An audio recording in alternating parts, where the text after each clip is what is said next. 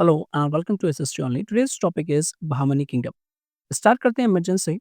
तो बहामनी किंगडम एक one of the most independent Muslim kingdom Deccan areas में इमर्ज होता है। लेकिन ये ऑफशूट है दिल्ली सल्तनत का, क्योंकि ये पहले दिल्ली सल्तनत के अंडर में ये एरिया होता है, लेकिन उसके बाद यहाँ पे जो एम्परर है और इसके जो एक तरीके से अमीर है या फिर जो कमांडेंट है, वो अपने आप को डिसइंटीग्रेट करके इंडिपेंडेंट किंगडम को यहाँ पे स्टैब्लिश करते हैं फ्रॉम दिल्ली सल्तनत। चलिए स्टार्ट करते हैं यहाँ पे। तो दिल्ली सल्तनत के टाइम पे स्पेशली मोहम्मद बिन तुगलक की रेल में तो ऑलरेडी हमने देखा था कैसे उन्होंने डायरेक्ट पॉलिसी ऑफ एनेक्सेशन को यहाँ पे फॉलो किया था, अपार्ट फ्रॉम इट्स प्रेडिसेसर्स जिन्होंने यहाँ पे इनडायरेक्ट कंट्रोल को स्टैब्लिश किया था। विजयनगर एम्पायर में हमने ये सारी चीज़ों को देखा था। तो यहाँ पे जो अमीर हैं डेक्कन के, जिसको अमीरम ए सादा बोला गया है, उन्होंने एम्परर के अगेंस्ट में रिवॉल्ट कर दिया और दौलताबाद का फोर्ट जो है उसको कैप्चर कर लिया। और यहाँ पे इस्माइल मुल्क अपने आप को यहाँ पे डिक्लेयर करते हैं कि वो डेक्कन के यहाँ पे किंग है और टाइटल दे देते हैं Nasir uddin Shah. Let's talk about the leadership transition.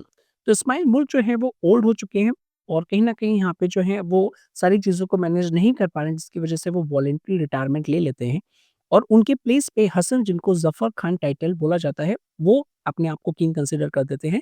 और ये जो इवेंट हुआ था वो 3 अगस्त 1347 में हुआ था। अब ये टाइटल को भी अज़्यूम कर रहे हैं कौन? हसन, अबुल मुज़फ़्फ़र अलाउद्दीन बहमन शाह। तो यहाँ पे इनको टाइटल भी अडॉप्ट किया जा रहा है। Next main topic is the origin and the legacy of Bahmani kingdom. तो एक बेसिक इंट्रोडक्शन हमने देख लिया, अब ज़रा यहाँ पे आगे डिटेल में समझते हैं। सबसे पहले ओरिजिन की बात करेंगे, तो यहाँ पे जो फॉरेन ट्रैवलर फरिश्ता हैं, वो पर्सपेक्टिव प्रोवाइड करवाते हैं कि कैसा ओरिजिन हुआ था। लेकिन अनफॉर्चुनेटली यहाँ पे जो मॉडर्न हिस्टोरियंस हैं, इस पर्सपेक्टिव को एग्री नहीं करते हैं। अब ये पर्सपेक्टिव है क्या, ज़रा समझिए। हसन, जैसे अभी हमने देखा बहमन शाह, तो यहाँ पे गंगू एक ब्राह्मण एस्ट्रोलॉजर थे जो मोहम्मद बिन तुगलक के अंडर में काफ़ी ट्रस्टेड पर्सनैलिटी थे, उनके सर्वेंट थे। एक दिन यहाँ पे जो हसन है वो काम कर रहे होते हैं गंगू की एग्रीकल्चर फील्ड पे और उनको यहाँ पे एक कॉपर का वेसल मिलता है जिसमें गोल्ड कॉइन्स भरे हुए थे।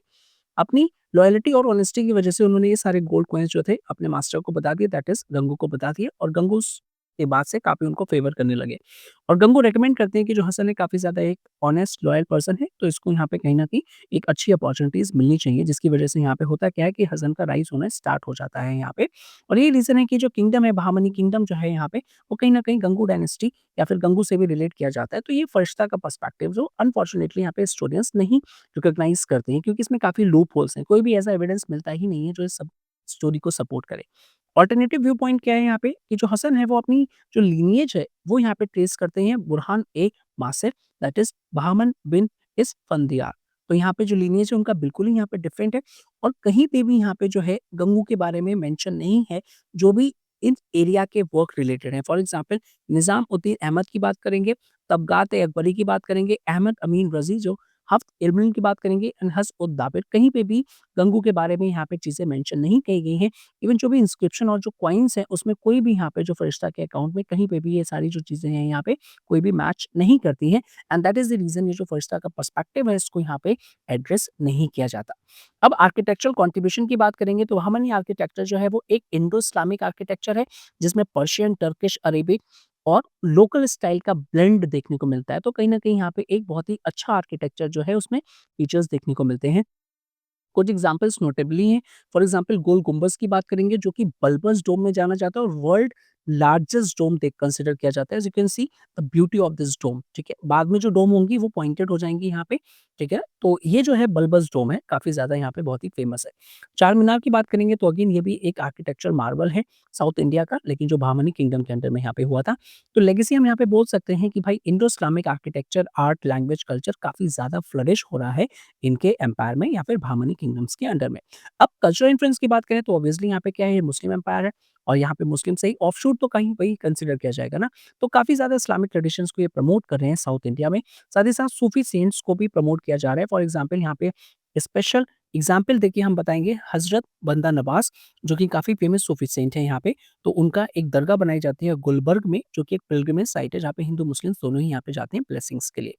अब राइवलरीज़ और डिक्लाइन की बात करें तो ऑलरेडी यहाँ पे क्या होगा, कंटेस्ट करेंगे विजयनगर एम्पायर, तो बहामनी किंगडम्स और विजयनगर एम्पायर का कॉन्फ्लिक्ट ऑलरेडी हम विजयनगर एम्पायर में देख चुके हैं, काफ़ी लॉन्ग टाइम चलता है। यही रीज़न है इनके डिक्लाइन का भी, अभी विजयनगर एम्पायर के डिक्लाइन का भी, क्योंकि कहीं न कहीं यहाँ पे जो रिसोर्सेज़ थे वो काफ़ी ड्रेन होंगे जब आप कंटीन्यूअसली यहाँ पे एक-दूसरे से फाइट में होंगे। अब सबसे इम्पोर्टेंट जो यहाँ पे रूलर हैं वो है मोहम्मद गवान। और इनका जो टाइम पीरियड है 1466 से 1481 है यहाँ पे। इन्होंने वेरियस मदरसा को भी एस्टैब्लिश किया था बिदार में और it is inspired by the Samarkand and the Khorasan जो उनकी लाइन पे बनाया गया था और एक स्कॉलर बने हैं और सेल्फलेस लीडर हैं यहाँ पे और इनको प्राइम मिनिस्टर कंसिडर किया जाता है, लेकिन इनको एग्ज़ीक्यूट कर दिया गया था ड्यू टू दी लाइक इंट्रिग्यू। तो ये भी सिचुएशन यहाँ पे इनके बारे में देखने की। अब बात करेंगे ये जो बहामनी किंगडम एक टाइम पे बना था, ये जो था वो छोटे-छोटे पार्ट्स में यहाँ पे डिवाइड हो जाता है 1518 के टाइम पे। तो बहामनी किंगडम्स 5 पार्ट्स में डिवाइड हो जाता है। Ahmednagar, Berar, Bidar, Bijapur and the Golconda. Again I am repeating Ahmednagar, Berar, Bidar, Bijapur, Golconda और ये कुतुब शाही डायनेस्टी के अंडर में यहाँ पे होता है। तो ये फैक्चुअल इन्फॉर्मेशन बहुत ही ज़्यादा इम्पोर्टेंट आपको कंसिडर देखने को मिलेगी यहाँ पे। अब बात करते हैं नेक्स्ट है central and the provincial administration of the Bahmani kingdom. तो एडमिनिस्ट्रेशन कैसे यहाँ पे काम करता था? तो सेंट्रल एडमिनिस्ट्रेशन की बात करेंगे तो सिंपली ये जो ऑफशूट हैं दिल्ली सल्तनत के यानी अगर मोहम्मद बिन तुगलक की बात करें तो तुगलक डायनेस्टी के अंडर में टू बी प्रिसाइज़ली तो वही ना वही स्ट्रक्चर को ये मॉडल कर रहे हैं, वही स्ट्रक्चर को ये फॉलो कर रहे हैं यहाँ पे और जो इम्पोर्टेंट ऑफिशियल्स हैं उनके बारे में देखते हैं। सबसे ऊपर जो है वो किंग है, सुप्रीम अथॉरिटी है, सारी चीज़ों को मैनेज करेंगे क्योंकि सेंट्रलाइज़्ड एम्पायर है, हर एक चीज़ उनके अंडर में। वकील वो प्राइम मिनिस्टर और चीफ एग्जीक्यूटिव ऑफिसर आ जाएगा। वज़ीर जो फाइनेंस मिनिस्टर से रिस्पॉन्सिबिलिटी यहाँ पे लेगा। बख्शी मिलिट्री ऑफिसर आ जाएँगे यहाँ पे, काज़ी वो यहाँ पे जज आ जाएँगे, जुडिशरी वाला एलिमेंट आ जाएगा। कुछ और ऑफिशियल्स भी थे, फॉर एग्ज़ाम्पल दावर की बात करेंगे यहाँ पे तो जो भी रॉयल कॉरेस्पॉन्डेंस है, वो सारे अफेयर्स को मैनेज करेंगे। मुफ्ती वो law and adviser on the legal matters कोई भी लीगल एस्पेक्ट आ रहा है तो उसको कंसिडर करेंगे। कोतवाल सिटी एडमिनिस्ट्रेशन और पुलिस लॉ एंड ऑर्डर को यहाँ पे देखेंगे। नेक्स्ट ऑफिशियल है मुस्तसिब, ये पब्लिक मोरालिटी और डिसेंसी को मेंटेन करेंगे और इंश्योर करेंगे ज़्यादा से ज़्यादा जो इस्लामिक लॉज़ है और प्रिंसिपल्स हैं, उनको अधेर किया जाए। साथ ही साथ मुनियंस की बात करेंगे तो ये स्पाइस हैं, बहुत इंपॉर्टेंट रोल प्ले करेंगे, पता चलेगा कौन किंग के साथ है, कौन किंग के अगेंस्ट में कॉन्स्पिरेसी कर रहा है। तो ये सारी चीज़ें इसका भी यहाँ पे जो एक तरीके से स्ट्रक्चर जो एडॉप्शन है वो कहाँ पे जाता है, वो मोहम्मद बिन तुगलक की रेन से जाता है क्योंकि बहुत ही एक अच्छा स्पाइस नेटवर्क देखने को मिलता है मोहम्मद बिन तुगलक की रेन में। नेक्स्ट इज़ प्रोविंशियल एडमिनिस्ट्रेशन की बात करें अगर, तो यहाँ पे बहामनी किंगडम जो है वो यहाँ पे अच्छे एडमिनिस्ट्रेशन के छोटे-छोटे पार्ट्स में यहाँ पे डिवाइड था, जिसको प्रोविंसेस या फिर तारक्स बोलते थे और ईच उसको जो गवर्न करने वाला पर्सनैलिटी उसको तारफ़दार बोलते थे।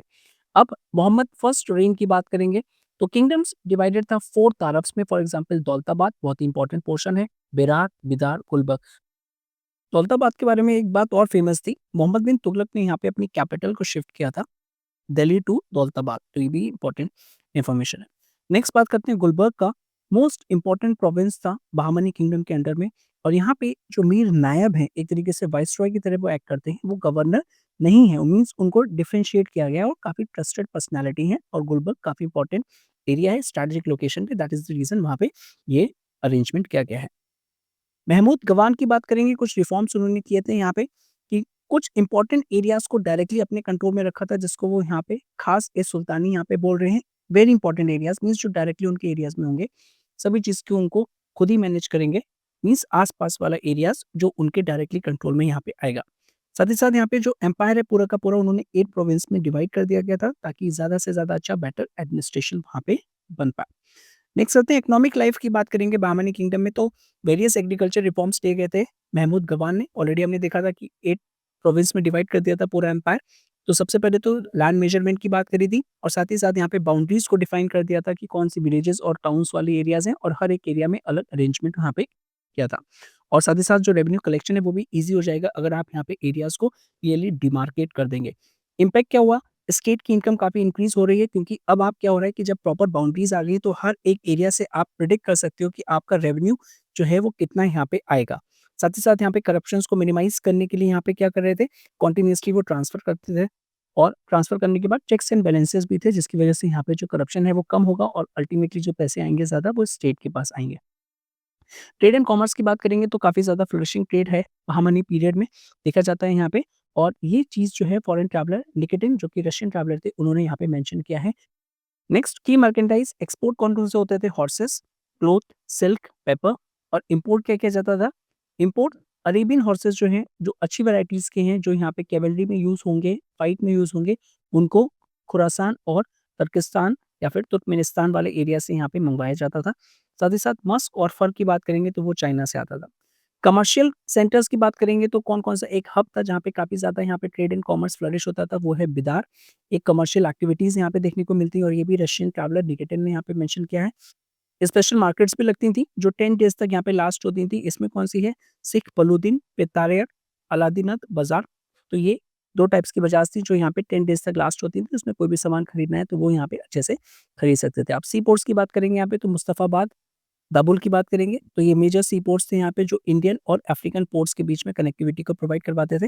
हिंदू मर्चेंट्स की बात करेंगे तो काफ़ी ज़्यादा यहाँ पे जो है मीन्स एक तरीके से जो मर्केंटाइज़ सारी चीज़ें जो इम्पोर्ट एक्सपोर्ट थी वो हिंदू ही यहाँ पे कंट्रोल करते थे, जिसकी वजह से इकोनॉमिक प्रॉस्पेरिटी के लिए हिंदू मर्चेंट्स काफ़ी इंपॉर्टेंट हैं यहाँ। नेक्स्ट सोशल स्ट्रक्चर की बात करेंगे ऑफ द बहामनी किंगडम तो यहाँ पे कॉस्मोपॉलिटन सोसाइटी देखने को मिलती है। अलग-अलग तरीके की पॉपुलेशन है। मुस्लिम, हिंदूज़, इरानियंस, इराकीज़, अबसीज़ दैट इज़ अबेसियंस या फिर ट्रांसऑक्सेनियंस। तो ये सारी पॉपुलेशन जो है मिक्सचर देखने को मिलता है जिसको कॉस्मोपॉलिटन सोसाइटी बोलती है, जहाँ पे अलग-अलग टाइप के जो पीपल हैं वो एक साथ अच्छे से प्रॉस्पेरिटी के साथ रहते हैं without any conflict. Arrival of Portuguese जो हैं वो 16th सेंचुरी में ऑलरेडी हम देख चुके थे यहाँ पे आए हैं, तो वो और ज़्यादा यहाँ पे हेटेरोजेनिटी दैट इज़ और ज़्यादा वैराइटीज़ को यहाँ पे इंट्रोड्यूस करते हैं, जिसकी वजह से यहाँ पे जो कॉस्मोपॉलिटन सोसाइटी है वो और ज़्यादा यहाँ पे स्ट्रॉन्ग हो जाती है। लिंग्विस्टिक डाइवर्सिटी भी देखने को मिलती है क्योंकि अलग-अलग तरीके के लोग जो हैं वो अलग-अलग लैंग्वेज को प्रेफ़र करेंगे। पर्शियन, मराठी, दक्खनी, प्रोटो उर्दू, कन्नड़ा, तेलुगु ये काफ़ी मेन और इम्पोर्टेंट लैंग्वेजेज़ थी। Next is social classes. तो 2 ब्रॉड कैटेगरीज़ देखने को मिलती हैं बहामनी किंगडम में। एक तो है एक्सट्रीमली रिच नोबल्स और दूसरे हैं पुअर, यानी एक बहुत ही रिच हैं और दूसरे बहुत ही पुअर हैं। तो यहाँ पे निकेडिन जो है फॉरेन ट्रैवलर रशियन से यहाँ पे जो आए हैं, रशिया से जो आए हैं, तो वो यहाँ पे डिफाइन करते हैं। ऑल्दो इन्होंने जो डेफिनिशन बताई है उसके अकॉर्डिंगली यहाँ पे बहुत ही बढ़ा-चढ़ा के बातें की गई, लेकिन अगर कुछ भी इसमें सच्चाई है तो एक चीज़ तो क्लियर है कि लग्ज़ूरियस लाइफ़स्टाइल को वो फ़ॉलो करते थे। ये बोल रहे हैं कि जब भी यहाँ पे कोई नोबल आता था, जो वेल्दी नोबल यहाँ पे आ रहा है, तो वो सिल्वर बेड पे यानी सिल्वर के प्लेटफ़ॉर्म पे बैठ के आ रहा है। साथ ही साथ उसके साथ यहाँ पे 20 हॉर्सेस बहुत ही अच्छी ब्रीड के हाई क्वालिटी के यहाँ पे हैं और उन पे भी सोना चढ़ा हुआ है। 300 मेन जो हॉर्स बैक पे हैं और 500 on foot and 10 torch bearers तो पूरा का पूरा कारवां के साथ वो चलते थे। उसी में यहाँ पे महमूद गवान के बारे में भी उन्होंने बोला है कि जब वो खाना खाते थे, यहाँ पे बैठते थे, डाइन करते थे, तो कम से कम 500 लोग होते थे उनके साथ और इवन 100 आर्म्ड पर्सनल सिर्फ़ उनकी हाउस सिक्योरिटी के लिए होते थे। तो डेफ़िनिटली लग्ज़ूरियस लाइफ़स्टाइल को यहाँ पे ये लोग फ़ॉलो करते थे। हम नोबल्स की बात करें जो कि वेल्थी थे। फिर थे पुअर आ जाएँगे यहाँ पे जो काफ़ी ज़्यादा पॉवर्टी में रहेंगे क्योंकि ये टैक्स देंगे, इसकी वज़ह से लग्ज़ूरियस लाइफ़स्टाइल जो है वो नोबल्स फ़ॉलो करेंगे। अब बात करते हैं मिडल क्लास, तो मिडल क्लास बहुत ही कम था, देखने को मिलता है कि एक डिस्टिंक्ट ग्रुप है, जो 2 ब्रॉड क्लासेस से काफ़ी ज़्यादा डिफरेंशिएट किया गया है यहाँ पे। सूफ़ीज़ का रोल बात करेंगे तो ऑलरेडी हम देख चुके हैं कि कैसे यहाँ पे सूफ़ी जो यहाँ पे सेंट हैं, उनको सपोर्ट किया जा रहा है यहाँ पे। तो रिलीजियस और पॉलिटिकल इन्फ्लुएंस देखने को मिलता है यहाँ पे। सूफ़ीज़ जो सेंट हैं, वो काफ़ी ज़्यादा पॉपुलर हैं, लोग उनको फ़ॉलो करते हैं और इसीलिए यहाँ पे जो सूफ़ी सेंट है, उनकी लेजिटिमाइज़ेशन को यहाँ पे सपोर्ट किया जाता था। Initially migrated as the auxiliaries under the Khaljis and the Tughlaqs, तो ये वो सारी चीज़ें चली आ रही हैं यहाँ पे। तो दिल्ली सल्तनत, तुगलक्स और उनके सब अंडर में यहाँ पे स्टार्ट हुई थी। वही सारी चीज़ों को भी यहाँ पे फ़ॉलो किया जा रहा है यहाँ पे। नेक्स्ट बात करेंगे कौन-कौन से सूफ़ी ऑर्डर मेनली यहाँ पे देखे जाते हैं, तो चिश्ती ऑर्डर, ठीक है? जो बहामनी रूलर्स काफ़ी ज़्यादा उनको ऑनर करते थे यहाँ पे, इसमें कुछ इम्पोर्टेंट भी हैं। सैयद मोहम्मद गेसुदराज अ रिनोड चिश्ती सेंट जो कि यहाँ पे गुलबर्ग में आए थे 1402-03 में। Qadri order, Bidar became a significant centre उनके लिए बनेगा। सतारी ऑर्डर जो कि किंगडम में प्रेज़ेंट थे, मतलब अलग-अलग उनकी यहाँ पे जो था रीच थी, कोई भी एक स्पेसिफिक लोकेशन नहीं थी। सूफ़ी बिगर्स कौन-कौन से इंपॉर्टेंट हैं यहाँ पे? Sheikh Sirajuddin Junaidi, first Sufi to receive the royal patronage, तो उनको यहाँ पे ऑफ़िशियली यहाँ पे पैट्रोनेज प्रोवाइड करवाई जा रही थी, तो ये भी फैक्चुअल इन्फॉर्मेशन यहाँ पे देखने को मिलता है। अब बात करेंगे कि Hindu influence on the Bahmani code, क्योंकि अभी तो हमने देखा कि कॉस्मोपॉलिटन कल्चर है, डाइवर्स टाइप के peoples, diverse religion, diverse language जो है वो एक साथ फ्लरिश कर रही है, तो ये तो पॉसिबल ही नहीं है कि सिर्फ एक ही कल्चर का इन्फ्लुएंस हो, बाकी कल्चर का इन्फ्लुएंस उस पे ना हो। तो दोनों ही यहाँ पे देखने को मिलता है। सुल्तान फिरोज़ की बात करेंगे, तो इन्होंने यहाँ पे मैनेज किए हैं यहाँ पे एक विजयनगर के जो विजयनगर हिंदू किंगडम था ऑलरेडी हमने देखा था यहाँ पे, ताकि हिंदू मुस्लिम जो यहाँ पे इंटीग्रेशन हो पाए, साथ ही साथ मैट्रिमोनियल अलायंस की वजह से पीस को एस्टैब्लिश किया जाए। तो विजयनगर एम्पायर में ऑलरेडी हमने देखा था कि this type of matrimonial alliances को एस्टैब्लिश किया जाता था, पीस को एस्टैब्लिश करने के लिए और अच्छे रिलेशंस को यहाँ पे बनाने के लिए। A legend suggests Sultan Firoz once visited the Vijayanagar and disguised as a Hindu फकीर। तो ये फैक्चुअल अगर इन्फॉर्मेशन सही है तो यहाँ पे जो है यानी इस सेक्शन कोई भी यहाँ पे डिस्क्रिमिनेशन नहीं था, सॉर्ट ऑफ थिंग यहाँ पे हम बोल सकते हैं। नेक्स्ट बात करेंगे हिंदू ट्रेडिशंस इन सेरेमनीज के यहाँ पे फॉलो की जाती थी, तो वेरियस हिंदू एलिमेंट जो है यहाँ पे वो भी देखने को मिलते थे यहाँ पे, ठीक है। रोल ऑफ जंगम क्या है? सो ये भी एक लिंगायत सेक्ट है। लिंगायत सेक्ट आपको पता होगा यहाँ पे कि जो शिव जी की पूजा करते हैं और एक सिल्वर यहाँ पे जो है सिल्वर शिवलिंग का यहाँ पे वो धारण करते हैं और ये लोग वेदास का भी जो भी फिलॉसफी है यहाँ पे या फिर जो ब्राह्मणिकल आइडियाज़ हैं उनको नहीं मानते, उनके अपोज़िट यहाँ पे काम करते हैं, ठीक है? फ्रॉम द मध्ययल गुलबर्ग डिस्ट्रिक्ट तो यहाँ पे वो देखा जाने में मिल रहा है। साथ ही साथ यहाँ पे perform the ceremony in the Hindu style with conch blowing that is जिसको शंख बोलना कहते हैं, फ्लावर ऑफरिंग्स तो इस टाइप की चीज़ें जो हैं वो अमलगमेशन यानी कल्चर का इन्फ्लुएंस देखने को मिलता है। यूनिक अटायर की बात करेंगे तो जंगम है, वो Muslim apparel including the cap of the Muslim garments that is hermit तो ये भी दोनों में ही देखने को मिलता है। दैट मीन्स इन्फ्लुएंस जो था काफ़ी ठीक था। एक तरीके से बोल सकते हैं यहाँ पे कि रिलीजियस टॉलरेंस देखने को मिलता है। दोनों सोसाइटीज़ जो हैं आपस में एक साथ मिलके यहाँ पे रह रही हैं।